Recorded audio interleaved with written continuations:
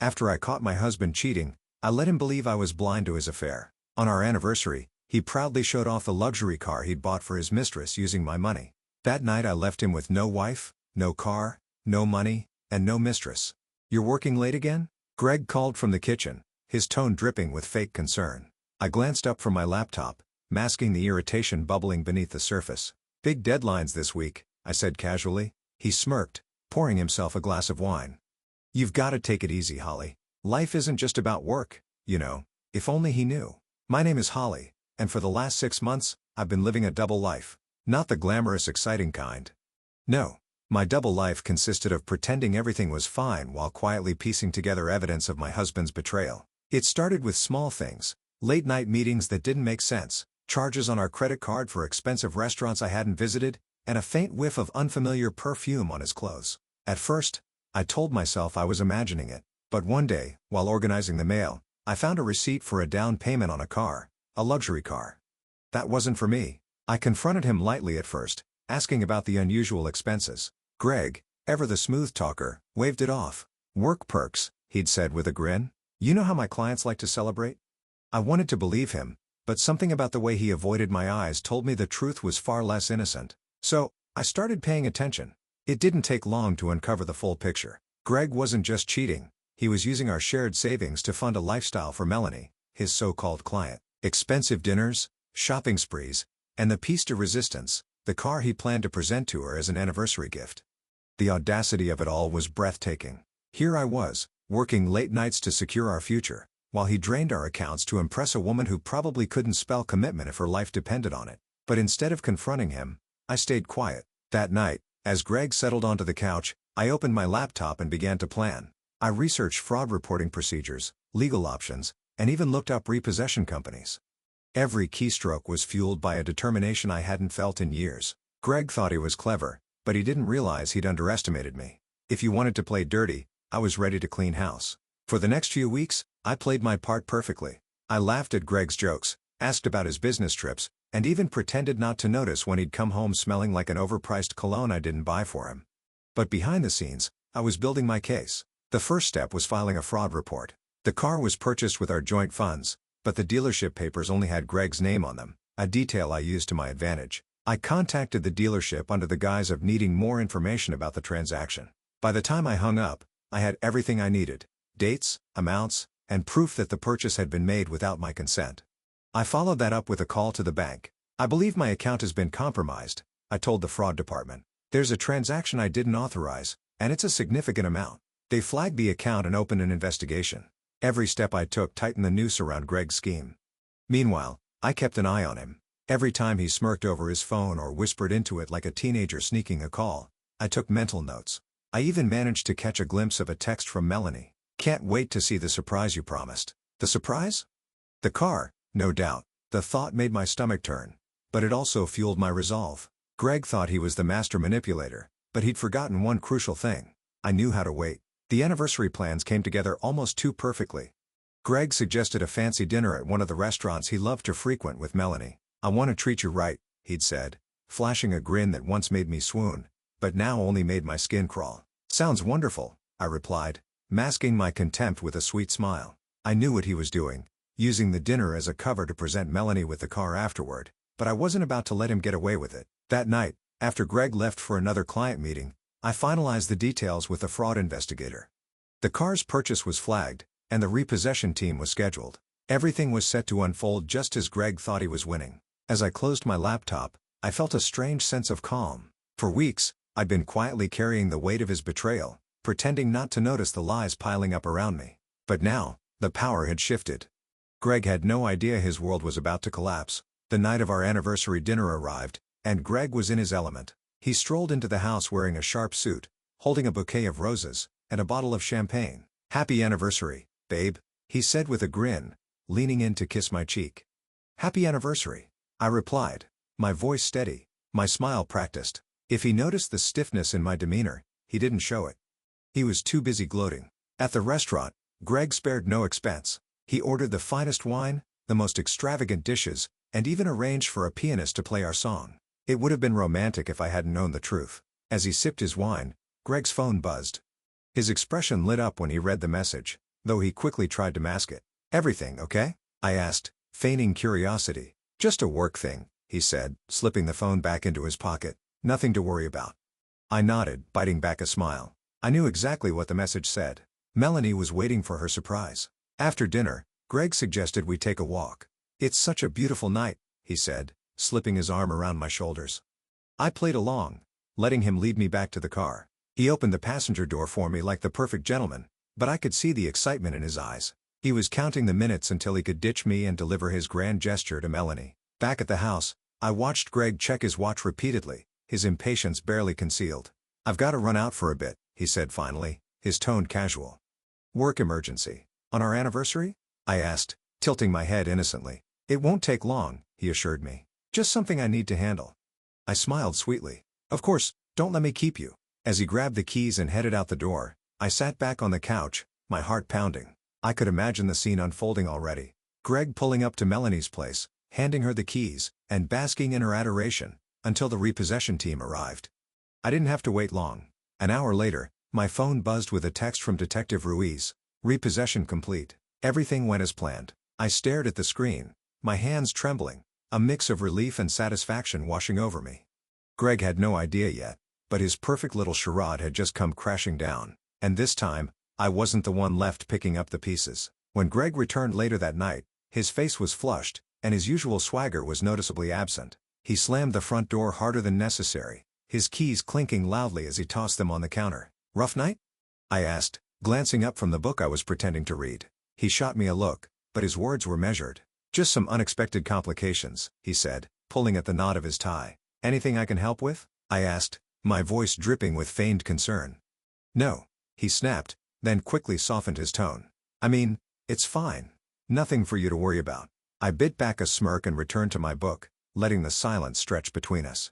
Watching Greg squirm was almost too satisfying, but I wasn't done yet. As he disappeared into the bedroom, muttering something about needing to figure things out, I received another text from Detective Ruiz. "Your husband filed a report with the dealership. Claimed the car was taken by mistake. We'll keep you updated." I chuckled softly, imagining Greg's humiliation as he tried to explain the repossession without revealing the fraud. The next morning, I woke to the sound of Greg pacing in the kitchen. He was on the phone, his voice low and tense. "I don't care what it takes," he was saying. "Just fix it." "She's furious, and I can't." He stopped abruptly when he noticed me standing in the doorway. "Morning," I said, pouring myself a cup of coffee. He forced a smile. "Morning. Just handling some work stuff."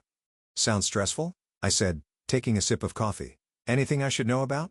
"No," he said quickly, his tone clipped. "Nothing you need to worry about." For the rest of the day, Greg was uncharacteristically quiet. He spent hours on his laptop, muttering under his breath and occasionally slamming the lid shut in frustration. I could tell he was trying to salvage the situation, but there was nothing he could do. The fraud report had triggered a full investigation, and the dealership wasn't about to hand the car back without answers. By the evening, Greg's patience had worn thin. "Do you ever feel like the universe is just out to get you?" he asked suddenly, his tone bitter. "Sometimes," I replied, keeping my expression neutral. "But I think the universe has a way of balancing things out, don't you?" He didn't respond, but the look he gave me lingered a little too long, as if he suspected I knew more than I let on. The cracks in Greg's composure grew more obvious by the day. He was short-tempered, distracted, and constantly on the phone, arguing with someone on the other end. I didn't press him. Instead, I watched and waited, silently enjoying the unraveling of his carefully constructed facade. One evening, I overheard a particularly heated call. Greg was pacing in the living room, his voice low but furious. "I told you I'd fix it," he hissed. "Just give me a little more time. It's not my fault." These things happen. I could guess who he was talking to. Melanie. I leaned against the kitchen counter pretending to scroll through my phone, though every fiber of my being was focused on his words. "She's overreacting," Greg muttered, clearly trying to calm whoever was on the other end. "You don't need to make this a big deal. I'll sort it out." The call ended abruptly, and Greg threw his phone onto the couch, muttering a string of curses. "Everything okay?" I asked, stepping into the living room with feigned innocence. He looked up, startled, then forced a tight smile. "Yeah, just work stuff. Must be tough," I said, sitting down across from him. "You've been so stressed lately. Are you sure there's nothing I can do to help?" His jaw tightened, but he shook his head. "No, I've got it under control." That night, I received another update from Detective Ruiz. "The investigation is moving forward." The dealership has corroborated the fraud report. Your husband's activity is under review. I stared at the message, a mix of relief and anticipation coursing through me. The net was closing in, and Greg had no idea. The next morning, Greg's mood hit a new low. He sat at the kitchen table with his head in his hands, barely touching his coffee. "I don't know what's wrong with people these days," he said, his voice tinged with bitterness. "Everyone's out for themselves." I almost choked on my coffee but managed to stifle a laugh. "Really? What happened?" He waved his hand dismissively. "Just some setbacks. Nothing for you to worry about." "Of course," I said sweetly, hiding my smirk behind the rim of my mug. By the end of the week, Greg was visibly unraveling. His confident demeanor was gone, replaced by a man grasping at straws. As he sat in the living room that evening typing furiously on his laptop, I leaned against the doorway. "You know, Greg," I said casually, "sometimes people get exactly what they deserve." He froze for a moment, his fingers hovering over the keyboard before turning to look at me. "What's that supposed to mean?" I shrugged, my expression calm. "Just something to think about." The breaking point came on a Saturday evening. Greg had been on edge all day, snapping at everything and everyone. By the time he got a call from Melanie, his carefully maintained mask shattered entirely. I was in the kitchen when his phone buzzed. He glanced at the screen, cursed under his breath, and walked outside to take the call. Curious, I followed quietly, staying just out of sight by the open window. "You don't understand," Greg hissed, his voice frantic. "It's not my fault. The dealership's claiming fraud, but I didn't." He paused, clearly interrupted by a furious tirade on the other end. "I told you I'd fix it," he said, his voice cracking. "Do you think I like this any more than you do? Just give me a little more time, Melanie." Her voice was muffled, but her anger was unmistakable. When he finally hung up, Greg stormed back inside, slamming the door hard enough to rattle the windows. "Everything okay?" I asked innocently, glancing up from my laptop as he stormed past. "Fine," he snapped, disappearing into the bedroom. Moments later, I heard the unmistakable sound of drawers being yanked open and slammed shut. Curious, I peeked into the room and found him frantically rummaging through his closet, throwing clothes and shoes onto the bed. "What are you doing?" I asked, leaning against the doorframe. "Packing," he said shortly. "Packing." I raised an eyebrow. "Are you going somewhere?" "Don't start, Holly," he said, his voice tight. "I don't have time for this right now." I crossed my arms, watching as he stuffed random items into a duffel bag. "What's going on, Greg? You've been acting strange all week." He froze for a moment, his back to me before turning around. "It's nothing," he said, his tone sharper than usual. "Just a work emergency I need to deal with." I held his gaze, letting the silence stretch uncomfortably long. Finally, I smiled. "If you say so." As Greg left with his hastily packed bag, I received a text from Detective Ruiz. "The investigation is moving fast. Expect more development soon." I sat on the couch, staring at the door Greg had just walked through, feeling a strange mix of satisfaction and anticipation. He thought he was running to fix things, but the truth was there was nothing left to fix. By the time he realized it, it would be too late. For the first time in weeks, I allowed myself to relax. The plan was in motion, and the pieces were falling into place. All I had to do now was wait. And if there was one thing I'd learned over the years, it was how to wait. Monday morning, I woke to a string of missed calls and frantic voicemails from Greg. "Holly, call me back. It's urgent." "Where are you? I need to talk to you now. They're saying fraud, but it's not true. You've got to help me fix this." I deleted each one without hesitation, savoring the quiet triumph of knowing the tables had finally turned. Over coffee, I texted Detective Ruiz for an update. His reply was swift. "Greg tried to contact the dealership this morning. He's panicking, but the fraud investigation has progressed too far for him to undo anything." I smiled to myself, imagining Greg's face as he realized there was no way out. Around midday, the doorbell rang. When I opened it, Greg stood on the porch looking disheveled and desperate. His shirt was wrinkled, his tie askew, and his usual arrogance was nowhere to be found. "We need to talk," he said, his tone pleading. I crossed my arms, leaning against the doorframe. "Talk about what, Greg? The car you bought for your mistress, or the fraud charges you're facing?" His eyes widened, panic flickering across his face. "Holly, I can explain." "No need." I cut him off. "I know everything. The fake business trips, the luxury dinners, the car. You thought I wouldn't notice, but I've known for months." He stumbled over his words, trying to piece together a defense, but I didn't give him the chance. "You used our money to fund your lies?" I said, my voice steady. "You betrayed me, and now you're paying the price." He stepped closer, his hands raised in a gesture of surrender. "Holly, please. I messed up, but we can fix this. I'll pay you back. I'll do whatever it takes." I raised an eyebrow. "You'll pay me back? With what?" Your empty promises or the love letters from Melanie? The mention of her name made him flinch, and I knew I'd hit a nerve. Before he could respond, I stepped back and gestured to the stack of papers sitting on the entryway table. You can start by signing these, I said. Greg hesitated, glancing at the documents. What is this? Divorce papers, I replied. You've already lost the car, and soon, you'll lose access to everything else. Consider this your final chance to walk away with whatever dignity you have left. He stared at me, his jaw tightening. For a moment, I thought he might argue, but then his shoulders sagged in defeat. You don't have to do this, he said weakly. Yes, I do, I said firmly. Because unlike you, I know how to finish what I start. Greg left without another word, and as I closed the door behind him, I felt an overwhelming sense of relief. The man who had taken so much from me was finally out of my life, and for the first time in years, I felt free. The house felt eerily quiet after Greg left, but it wasn't the unsettling kind of silence I'd grown used to during our marriage. This was the peaceful kind, the kind that meant freedom.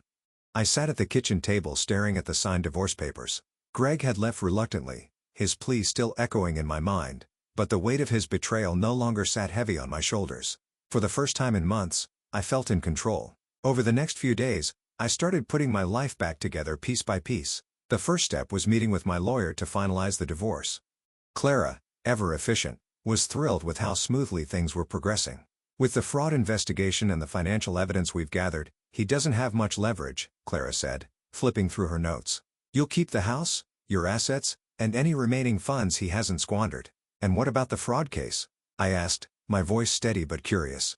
That's moving forward as well, Clara replied. Detective Ruiz has ensured that all the pieces are in place. Greg will be facing charges soon, and given the evidence, it's unlikely he'll avoid jail time. I nodded, the news giving me a sense of closure I hadn't realized I needed.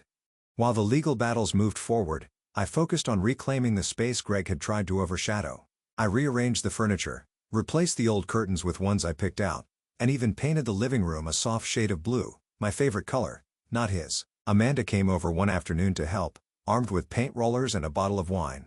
This place already feels different, she said as we worked. It's like you've taken back the energy he tried to drain from it. That's the goal, I replied with a smile. I want this house to feel like mine, not a reminder of him.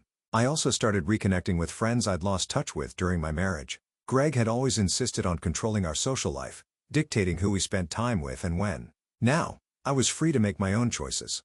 One evening, I hosted a small dinner party with Amanda and a few close friends. As we laughed and shared stories over a meal I'd cooked myself, I realized how much I'd missed this, being surrounded by people who truly cared about me, not the version of me Greg had tried to shape.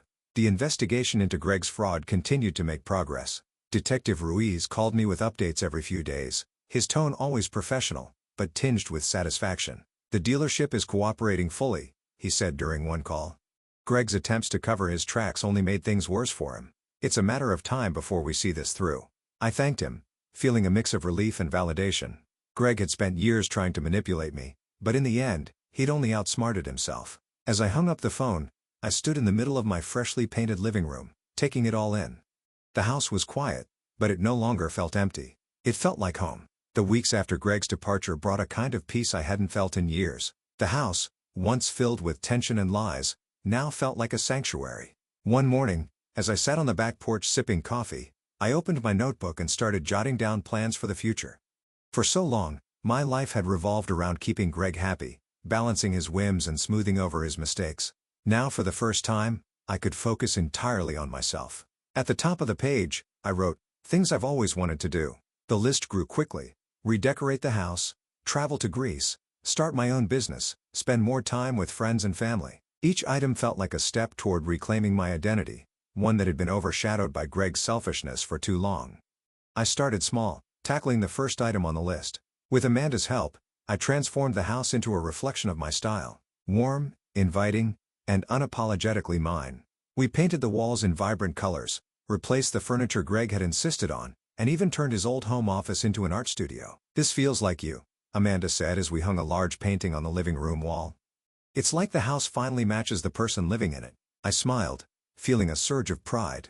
It's a work in progress, but it's getting there. The next step was rebuilding my career. During my marriage, Greg had discouraged me from pursuing my professional goals, insisting that his ambitions were more important. Now I was determined to make up for lost time. I reached out to old colleagues and mentors, explaining my situation and expressing my interest in re-entering the workforce. Their support was overwhelming, and within weeks, I had several promising opportunities lined up. One evening, I received a call from a former boss who offered me a consulting position on a project I was passionate about. "We'd love to have you back," she said warmly. "Thank you," I replied, feeling a sense of validation I hadn't realized I needed. "I'm ready." As I settled into my new routine, I began to notice subtle but significant changes in myself. I was more confident, more decisive, and more willing to take risks. The fear and self-doubt that Greg had instilled in me were fading, replaced by a quiet strength I hadn't known I possessed. One evening, as I sat on the couch with a glass of wine, I looked around the house and smiled. This was my life now. Messy, imperfect, and entirely my own. A few weeks later, I received a call from Detective Ruiz. "The fraud investigation is officially complete," he said. "Greg has been formally charged and the case will proceed to court in a few months." The news hit me harder than I expected, not because I felt sorry for Greg, but because it symbolized the final unraveling of the life we'd once shared. "Thank you for everything," I told Ruiz, meaning it. Without his guidance, I wasn't sure I would have had the strength to see this through. "Justice takes time," he said simply, "but it's worth it." That evening, I poured myself a glass of wine and sat on the back porch, staring up at the stars. The closure I'd been waiting for was finally within reach, and with it came a strange mix of emotions, relief, satisfaction, and a touch of sadness for the life I'd thought I'd have. Amanda came over the next day, her usual energy filling the house. "You look different," she said, handing me a bag of takeout, "like a weight's been lifted." "Maybe it has," I replied with a small smile. "Greg's charges are moving forward, and the divorce is almost finalized. It feels like I can finally breathe again." Amanda grinned. "You're practically glowing. What's next?" I gestured to the notebook on the coffee table. "I've been making plans, travel, work, maybe even a business of my own. I'm finally figuring out what I want, instead of what someone else expects of me." "About time," Amanda teased, raising her glass in a toast. "Here's to the next chapter." No. In the weeks that followed, I started checking more items off my list. I booked a solo trip to Greece, something I'd always dreamed of, but never had the freedom to pursue. The thought of exploring ancient ruins and walking along sunlit beaches filled me with a sense of adventure I hadn't felt in years. At the same time, I dove into my consulting work with enthusiasm, reconnecting with the passion and drive that Greg had tried to stifle. Every step forward felt like a declaration. I was no longer defined by the mistakes of my past, or the betrayal I'd endured. One afternoon, as I stood in my freshly redecorated living room, I glanced at the framed photo on the mantel. It was a picture of me and Amanda from years ago, taken long before Greg had entered my life. Looking at it now, I realized something important. I was still that person, the strong, capable woman